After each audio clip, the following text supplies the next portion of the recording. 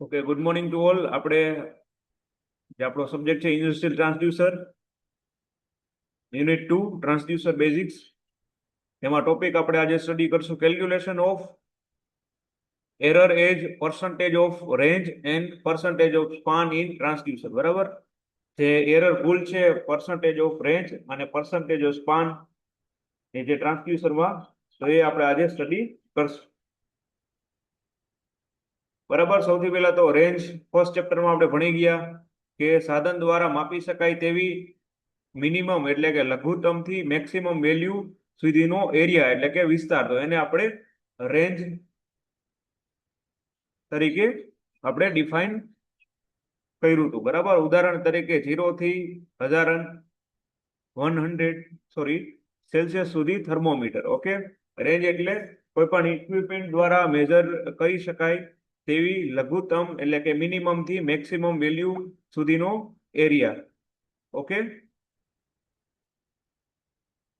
Okay અને span એટલે difference between maximum and minimum value. Okay, તો રેન્જ અને સ્પાનમાં જે છે ભૂલ ના થાય. રેન્જ એટલે માપી શકાય, ઇક્વિપમેન્ટ દ્વારા માપી શકાય તેવી મિનિમમ ટુ મેક્સિમમ વેલ્યુ સુધીનો એરિયા, જ્યારે સ્પાન એટલે difference between maximum and minimum value. બરાબર, જીટીયુની ફાઇનલ પરીક્ષામાં 3 માર્ક્સમાં આ બે વ્યાખ્યા પૂછાતી હોય છે, તો ખાસ યાદ રાખવાનું રહેશે. ક્લિયર? રેન્જ હોય તો આપણે ઇક્વિપમેન્ટ એટલે કે સાધન દ્વારા માપી શકાય તેવી લઘુત્તમ એટલે કે મિનિમમ થી મેક્સિમમ મહત્તમ વેલ્યુ સુધીનો એરિયા, જ્યારે સ્પાન એટલે જે મેક્સિમમ અને મિનિમમ વેલ્યુ વચ્ચેનો ડિફરન્સ. ઓકે, આ ખાસ ધ્યાનમાં રાખવાનું રહેશે, રેન્જ એન્ડ સ્પાન.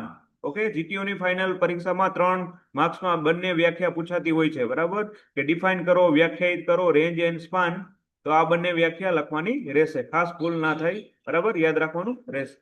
ઓકે, તો એરર એટલે બધાને ખ્યાલ હશે, ભૂલ. બરાબર, તો કોઈ પણ ટ્રાન્સડ્યુસર નું આઉટપુટ એક્ચ્યુઅલ વેલ્યુ એટલે સાચા મૂલ્યથી જુદું આવે તો તેને એરર કહેવામાં આવે છે. બરાબર, આપણે ટેકનિકલ ભાષામાં જોઈએ તો કોઈ પણ જે ટ્રાન્સડ્યુસર નું આપણે આઉટપુટ જોતું હોય, જે સાચું મૂલ્ય જોતું હોય એનાથી જુદું આવે તો એને એરર એટલે કે ભૂલ કહેવામાં આવે છે. હવે આપણે જે એરર છે એની ગણતરી હંમેશા રેફરન્સ વેલ્યુ ના આધારે કરવામાં આવે છે. બરાબર, એરર એટલે કે ભૂલની આપણે કોઈ ગણતરી કરવી હોય તો હંમેશા એક રેફરન્સ વેલ્યુ રાખવી જોઈએ, રેન્જ અથવા તો સ્પાન. એના આધારે આપણે જે છે એરર કેલ્ક્યુલેટ એની ગણતરી કરી શકીએ. બરાબર, આપણે હમણાં જ જોયું રેન્જ સાધન દ્વારા માપી શકાય તેવી લઘુત્તમથી મહત્તમ વેલ્યુ સુધીનો એરિયા એટલે કે વિસ્તાર, તો એને આપણે રેન્જ કહીશું. બરાબર, આપણે દાખલાથી ઉદાહરણ લીધું, એક્ઝામ્પલ 0 સેલ્સિયસ થી 100 સેલ્સિયસ સુધી થર્મોમીટર. ઓકે, અને સ્પાન આપણે જોયું difference between maximum and minimum value. Clear? તો રેન્જ આપણે 0 થી 100 હોય તો 100 માઇનસ 100 છે એ મેક્સિમમ વેલ્યુ છે, 0 છે એ મિનિમમ છે, તો 100 માઇનસ ડિફરન્સ એટલે બેની બાદ બાકી મેક્સિમમ માંથી મિનિમમ બાદ કરીએ એટલે આપણને સ્પાન મળશે, ડિફરન્સ. તો રેન્જ આપણને 0 થી 100 અને સ્પાન છે એ આપણે 100 સેલ્સિયસ મળશે. તો ભૂલ કઈ રીતે આપણે શોધી શકીએ? એરર, તો error equal to major value, જે આપણે મેજર કરેલી હોય વેલ્યુ, માઇનસ જે ટ્રુ વેલ્યુ. ઓકે, તો જે વેલ્યુ સાચી છે અને આપણે જે મેજર કરવામાં આવે વેલ્યુ એના ડિફરન્સ લઈએ તો આપણને જે એરર એટલે કે ભૂલ મળી જાય. ક્લિયર? તો આ થઈ ગયું આપણું કઈ રીતના આપણે જે છે error as a percentage of range અને percentage of span in transducer calculation કરી શકીએ. તો આ પ્રમાણે જે છે એરર ની આપણે જે છે ગણતરી, ભૂલ જે છે એની ગણતરી કરી શકીએ, કે જે આપણે માપ્યું હોય એ વેલ્યુ અને જે આપણી સાચું જે છે મૂલ્ય એ જુદું આવે. બરાબર, તો એને આપણે એરર તરીકે ગણી શકીએ. એરર આવી રીતના ગણતરી કરવામાં આવે છે.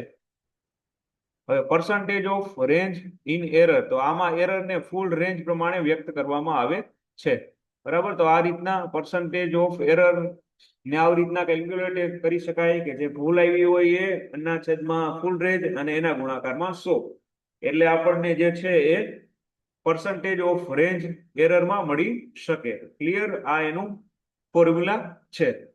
ક્લિયર? જીટીયુની ફાઇનલ પરીક્ષામાં પૂછાય કે percentage of range in error સમજાવો, તો આમાં એરર ને આપણે ફૂલ રેન્જ પ્રમાણે વ્યક્ત કરવામાં આવે છે અને આ ફોર્મ્યુલા લખી નાખવાનું કે percentage of error in range equal to એરરના છેદમાં ફૂલ રેન્જ એના ગુણાકારમાં 100. બરાબર, ખાસ આ ફોર્મ્યુલા યાદ રાખવાનું રહેશે. હવે આપણે ઉદાહરણ તરીકે એક્ઝામ્પલ દ્વારા સમજીએ કે એક કોઈ પ્રેશર ટ્રાન્સડ્યુસર હોય, એની રેન્જ જે છે એ 0 થી 212 છે. બરાબર, અને ટ્રુ વેલ્યુ આપણને 150 બાર આપેલી છે અને મેજર વેલ્યુ છે એ 155 બાર આપેલી છે. તો આપણે ભૂલ કેવી રીતના કેલ્ક્યુલેટ કરી શકીએ? તો મેજર વેલ્યુ જે છે એ આપણે અહીંયા આપેલી છે 155 બાર, અને એનું માઇનસ આપણે જે સાચી વેલ્યુ હોય ટ્રુ વેલ્યુ 150 બાર. બરાબર, તો એનું એનું જે ડિફરન્સ કાઢીએ તો 5 બાર આવશે, તો ભૂલ છે એ 5 બાર મળશે. બરાબર, હવે એરર મળી ગઈ. હવે એના પરથી percentage of error in range, તો ઉપર જોયું મુજબ આપણને એરર મળી છે 5 અને રેન્જ છે મેક્સિમમ લેવાની. ક્લિયર? 0 થી 200 છે તો મેક્સિમમ લેવાની, ફૂલ રેન્જ લેવાની. બરાબર, 0 થી આપણને 200 આપી છે તો એ જે છે આપણે ફૂલ રેન્જ 200 થઈ, એના ગુણાકારમાં 100. તો 5/200. બરાબર, તો આ બે ઉડી જશે, 5/200 એટલે 2.5%. ક્લિયર? તો આપણને આ મળી ગઈ percentage of error in range. બરાબર, આ સૂત્ર ઉપરથી આપણે percentage of range percentage of range in error આપણે આ રીતના આ ફોર્મ્યુલા ઉપરથી ગોતી શકીએ. ક્લિયર? પછી એવી જ રીતે percentage of span in error, તો આમાં એરરનું જે છે સ્પાન એ આપણે મેક્સિમમ માઇનસ મિનિમમ વેલ્યુ પ્રમાણે વ્યક્ત કરવામાં આવે છે. એનું પણ આ રીતના ફોર્મ્યુલા છે, percentage of error in span. તો ઉપર એરર, નીચે સ્પાન જે આવતું હોય અને એના ગુણાકારમાં 100. ઉદાહરણ તરીકે રેન્જ છે 20 થી 120 સેલ્સિયસ હોય, તો સ્પાન શું થાય? Maximum to minus minimum. તો મેક્સિમમ છે 120 અને માઇનસ મિનિમમ છે 20, તો આપણને ફાઇનલ સ્પાન મળે 100. તો ટ્રુ વેલ્યુ આપણી કેટલી થઈ? અહીંયા 70, અને મેજર વેલ્યુ જે છે એ 73 હોય, તો એરર આપણને જે છે 3 મળે. ક્લિયર? બરાબર, આપણે ટ્રુ વેલ્યુ 70 આપી હોય અને કોઈ મેજર વેલ્યુ જે છે 73 આવે, તો એનો આપણે એરર કેટલી થઈ? સાચી જોતી હતી 70, પણ આપણને મળી જે છે વેલ્યુ 73. તો આપણે ભૂલ 3 સેલ્સિયસ આવ્યું, તો આપણે સ્પાન કઈ રીતના મેળવી શકીએ? તો એરરના છેદમાં સ્પાન આપણને 100 મળ્યો, એના ગુણાકારમાં 100, તો 100 ઉડી જશે. તો percentage of error in span આપણે 3% મળી. આ ફોર્મ્યુલાના મદદથી આપણે જે છે percentage of span error calculate કરી શકીએ. હવે મુખ્ય ડિફરન્સ તફાવત જોઈએ તો પર્સન્ટેજ ઓફ રેન્જ એમાં ફૂલ સ્કેલ, જેમાં રેન્જના મહત્તમ મેક્સિમમ મૂલ્ય પર આધારિત રાખે, જ્યારે પર્સન્ટેજ ઓફ સ્પાન તો રેન્જના જે છે ફેલાવા ઉપર, એટલે કે મેક્સિમમ માઇનસ મિનિમમ પર આધારિત રાખે છે. આ ખાસ યાદ રાખવાનું. બરાબર, પર્સન્ટેજ ઓફ રેન્જ તો એ ફૂલ સ્કેલ ઉપર આધાર રાખે, મેક્સિમમ વેલ્યુ પર, જ્યારે પર્સન્ટેજ ઓફ સ્પાન છે એ રેન્જના ફેલાવા ઉપર, એટલે કે કેટલા વિસ્તારમાં ફેલાયેલું છે એ મુજબ એના ઉપરથી આપણે જે છે એ પર્સન્ટેજ ઓફ સ્પાન મેળવી શકીએ. હવે ખાસ પ્રોસેસ પેરામીટર જોઈએ અને એના માપન માટે કયું ટ્રાન્સડ્યુસર વપરાય એનું લિસ્ટ જોશું. તો પ્રેશર પેરામીટર આપણે પહેલા જોઈએ તાપમાન. તો તાપમાન માપવા માટે આપણે થર્મોકપલ, આરટીટી અને થર્મિસ્ટર જેવા ટ્રાન્સડ્યુસરના જે છે એ યુઝ કરશું. પછી દબાણ આપણે માપવું હોય તો બર્ડન ટ્યુબ, ડાયાફ્રામ અને સ્ટ્રેન ગેજ યુઝ થતો હોય છે.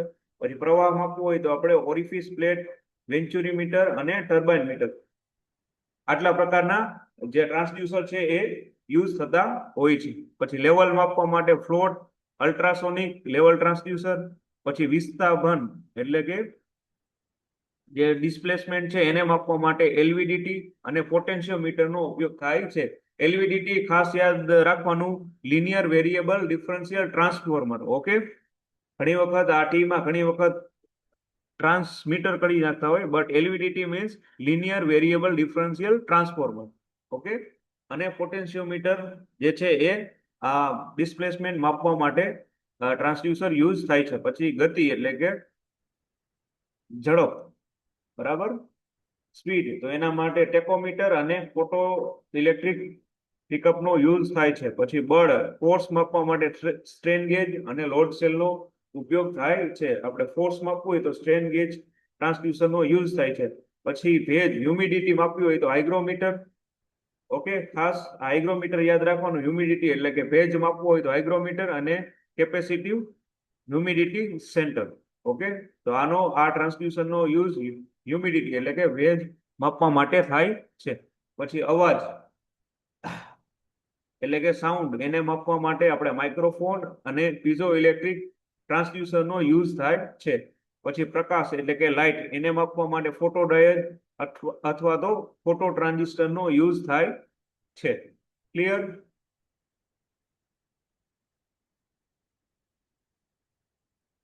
ક્લિયર છે? Calculation of error as percentage of range and percentage of span in transducer એને કઈ રીતના ગણતરી કરી શકાય?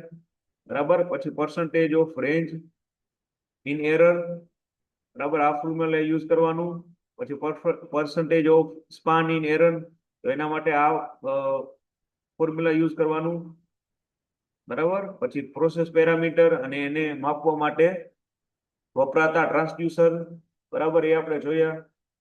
ટોટલ 9-10 પેરામીટર છે એને માપવા માટે આટલા ટ્રાન્સડ્યુસર જે છે એ યુઝ થતા હોય છે. તાપમાન માટે થર્મોકપલ, આરટીડી એટલે કે રજિસ્ટર ટેમ્પરેચર ડિટેક્ટર, થર્મિસ્ટર, દબાણ એટલે કે પ્રેશર એના માટે burden tube, diaphragm, strain gauge, પ્રવાહ એટલે કે ફ્લો અથવા તો ઇલેક્ટ્રિક કરંટ, તો એના માપવા માટે ઓરિફિસ પ્લેટ, વેન્ચ્યુરીમીટર અને ટર્બાઇન મીટર. પછી લેવલ, એના માટે ફ્લોટ, અલ્ટ્રાસોનિક લેવલ ટ્રાન્સડ્યુસર. પછી વિસ્થાપન એટલે કે ડિસ્પ્લેસમેન્ટ એના માટે LVDT, linear variable differential transformer અને પોટેન્શિયોમીટરનો યુઝ થાય છે. પછી ગતિ એટલે કે સ્પીડ એના માટે ટેકો જનરેટર અને ફોટો ઇલેક્ટ્રિક પિકઅપ યુઝ થાય છે. પછી બળ એટલે કે ફોર્સ એના માટે સ્ટ્રેન ગેજ અને લોડ સેલ. પછી ભેજ એટલે કે હ્યુમિડિટી એના માટે હાઇગ્રોમીટર અને કેપેસિટિવ હ્યુમિડિટી સેન્ટર.